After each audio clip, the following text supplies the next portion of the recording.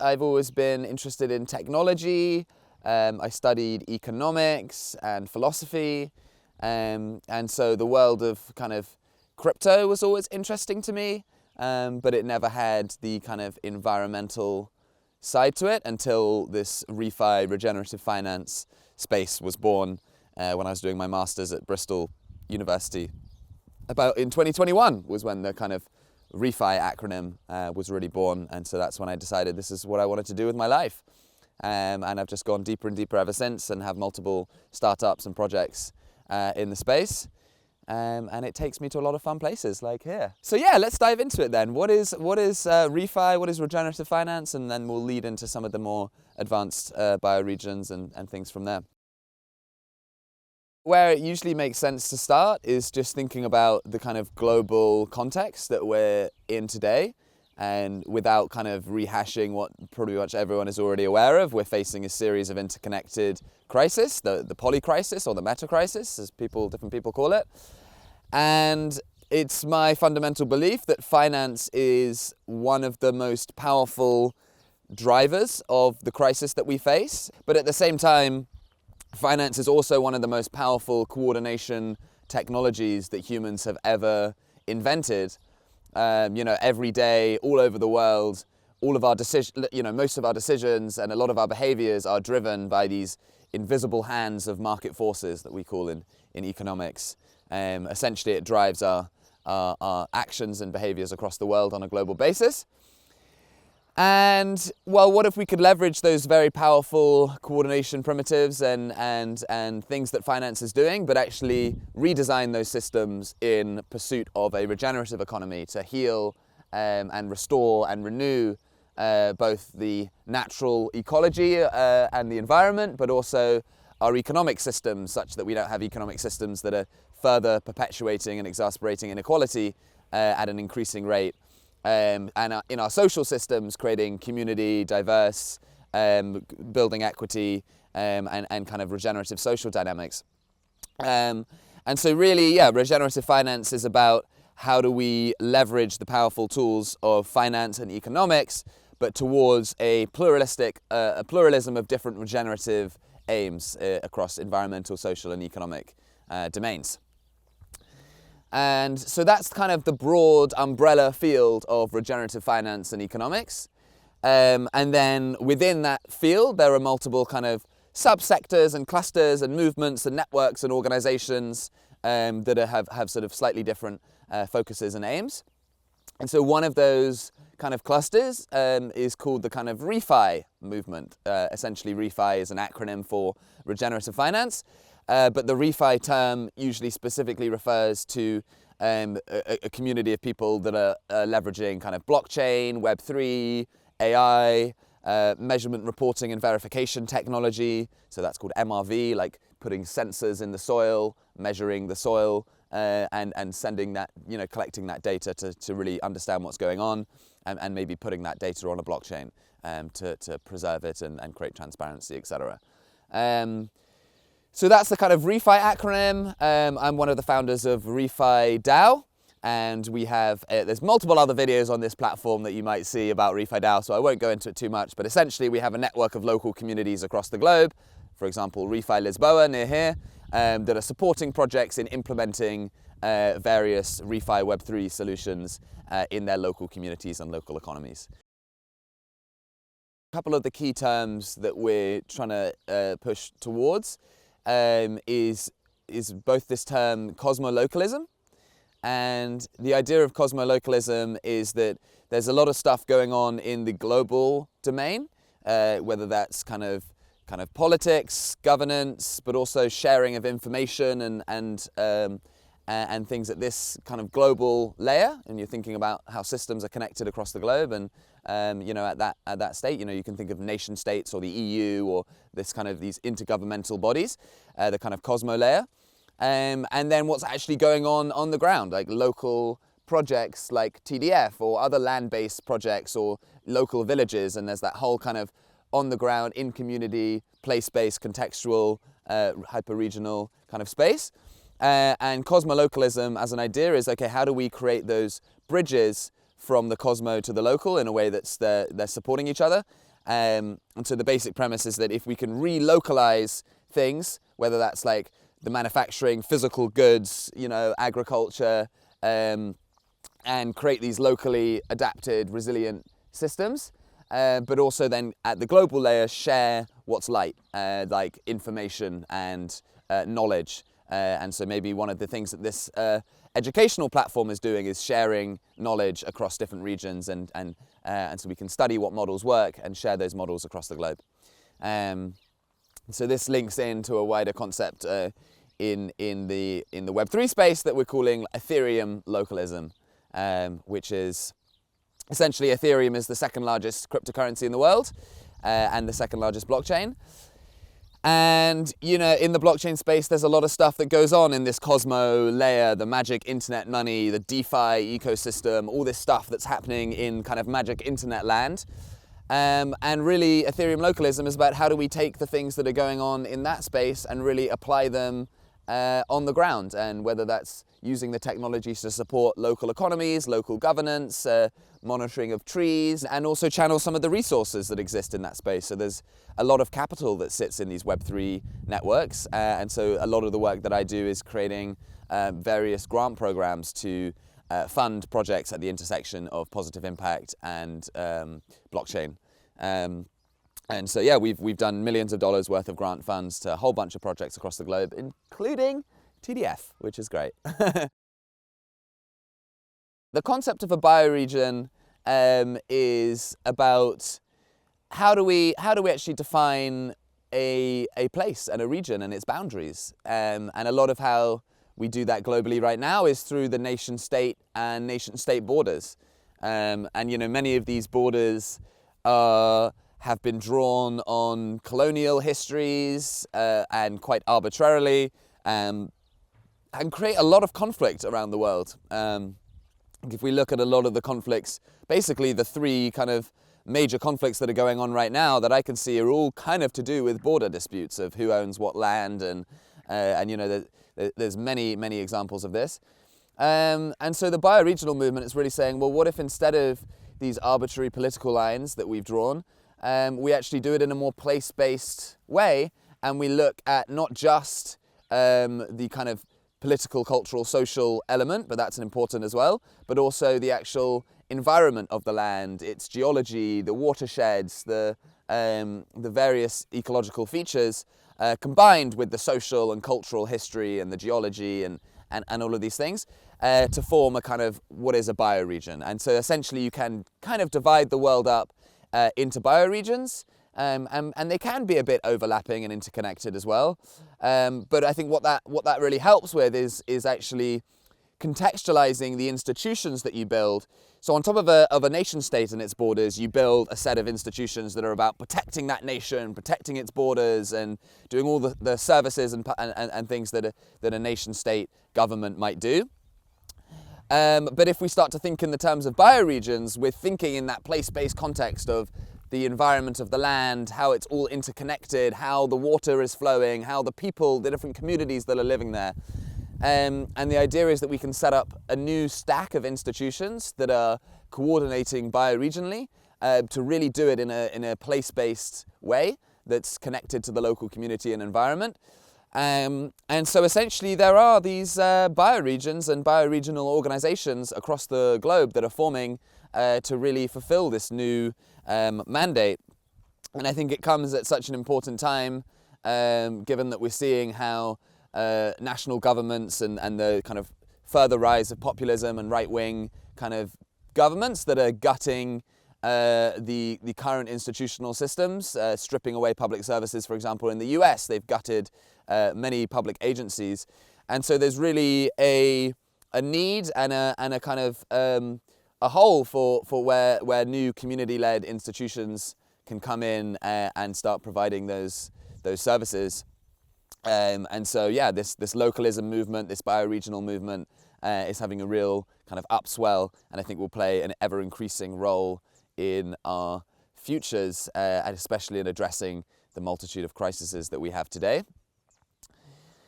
And so, yeah, that's the kind of concept of a bioregion. And then well, what do these bioregional organizing teams actually do? Well, there's a bunch of things they can be doing in terms of building community and connecting groups across the bioregion, but also there's this idea of bioregional finance. And there's this brilliant book by Samantha Power and a couple other of her team. It's called Bioregional Financing Facilities, or BFF for short. And it's a really seminal book. Samantha comes from a kind of UN, World Bank kind of background, but started to become disillusioned with the way and the pace and the kind of systems of how the sustainability and environmental transitions are happening in these big global financial institutions.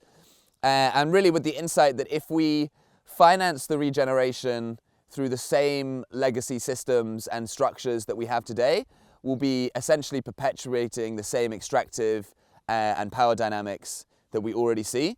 So for example, we're not going to make the inequality problem any better if we just make nature investable to billionaires to just make loads of money out of, and okay, the environment could get better in that set, but we'll be perpetuating other problems, maybe creating a kind of neo-green colonialism kind of dynamic. So the idea is with these bioregional institutions, we can have a new scaffolding for handling those resources governed by local communities and the actual place-based context, and they'll also have a better context and insight in how to allocate those resources to actually, properly get the resources to where they're needed in the bioregion to fulfill the kind of bioregional regeneration strategy and plan that is a more comprehensive and integrated and sophisticated model.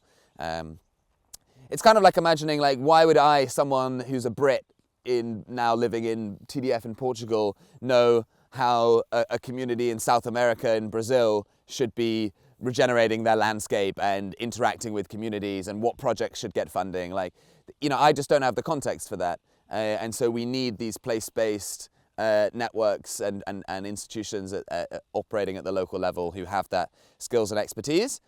And what they're able to do is kind of aggregate a bunch of local projects that individually might be too small for any one, investor or institution to kind of look at, and pull many projects together in such a way that it starts to become legible and interesting to larger institutions at the global layer. So you might go to the UN or a big philanthropic institution or whatever, and say, hey, I've got this cluster of 50, 100 projects in my bioregion, and altogether we planted 10,000 trees and done all these aggregated impacts, and that actually can be reported in a way that makes it investable to regenerative funders, basically. I've helped run some funding rounds for the BioFi movement to help fund these different teams, and kind of, really exploring what are the intersections of Web3 and the kind of context of the technologies that I'm involved in and how that can support the bioregional movement and the biofinance movement.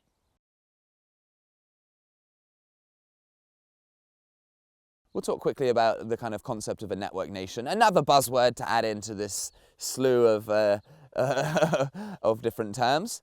But it's kind of similar to what I've been talking about, but essentially the idea is similar to a bioregion in a sense. But how do we maybe even across borders and across localities connect groups of disparate communities and organizations and land-based projects into a kind of global network of coherence. And so this is kind of what we're doing at RefiDAO.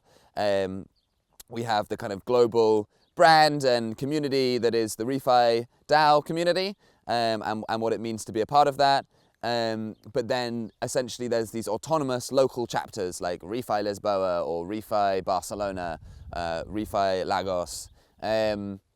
And although they're place-based and led locally and autonomous, they voluntarily choose to associate and connect to a larger global network, the RefiDAO network. And there's a kind of reciprocal exchange of resources, of knowledge, and of community building. And when you kind of really think about it, it is possible to conceptualize this as a kind of evolution of the nation-state kind of paradigm. there's the kind of two concepts of both a nation, which is typically defined as you have a shared kind of cultural heritage or background or values, kind of what makes you part of a nation. And then the state is more about the kind of governmental, administrative body, the borders, the kind of the monopoly on violence, the military, that kind of state institution is the kind of other part of it.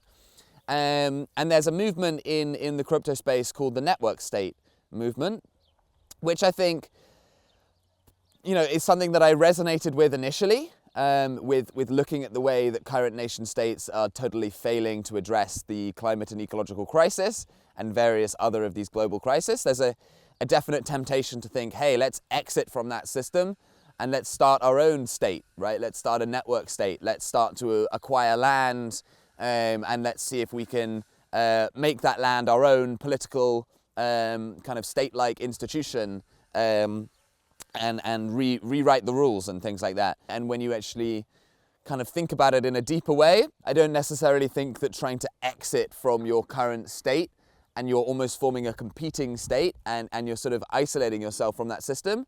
And a lot of these network state organizations are kind of like getting tax-free economic zones, special economic zones in underdeveloped countries where they can acquire land. And it's just sort of, a lot of tech libertarian billionaires are drawn into the movement, sort of creating their own sort of havens, I guess. But it doesn't really feel like that's solving the problems that we face. It's just kind of exiting and creating your own little private enclave in that system. So I much prefer this conceptualization of, instead of network state, a network nation. And the idea with that is that it's a community of people who maybe are across the globe and have these different kind of local communities or whatever, but they're choosing to come together under a shared set of values and principles, the kind of cultural element that a physical nation might have, but they're connecting online. And maybe we get to a point in the future where people start to identify more with the social clubs and the online communities and the networks that they're a part of, then they even resonate with their own national heritage. It might be that becomes a more blurred boundary. The idea is that instead of completely exiting from all current systems, we try and work within those systems with overlapping sovereignty and kind of use voice as a way to change those systems. So you could take the example here at TDF, has its own sovereign community here on the ground, but is able to maybe connect with the local government or the local village, and even maybe the national government of Portugal one day might interface and say, okay, how do we balance the needs and support the work that you're doing on the ground, and then likewise change laws and regulations and shift it into a more regenerative direction. So I think we have real potential if we aggregate these communities across the globe. Again, it's about, if we can aggregate them, then we actually can create voice, because we become less insignificant. One project on its own, small project, not hugely interfaceable because it's not at a big scale. But if you're able to aggregate a bunch of these projects and you actually have real economic resources flowing around them and significant, that creates a seat at the table, essentially, to have bigger and more impactful discussions to shift course and shift directions to the future that we want to see, which is obviously that more regenerative future. So yeah, that's the network nationing, that's the work, and if you want to get involved, then come get involved. We've got a bunch of resources for how you can start your local node, a local community in the wider network, and there's multiple different kind of brands and from the Green Pill network to Bloom to RefiDAO, so whichever kind of network resonates with you more, join that, and they're all connected via this regen coordination initiative where we, it sounds silly, but we aggregate the networks. So it's a network of networks, which I get is getting a bit too ridiculous, but but it does make sense, and we run programs for then the entire regen coordination of these different Web3 regeneration networks, like Greenpill, like RefiDAO, like Bloom Network. TDF was just in one of our latest funding rounds. We had a 100K funding pool that we distributed to about 50 different projects. So yeah, hopefully we can continue to grow it from there. Reach out to me if this is resonated and you want to learn more, and I can point you in more directions. At Monty Merlin on all the channels, really. Telegram preferred, really. But if you don't have that, try elsewhere.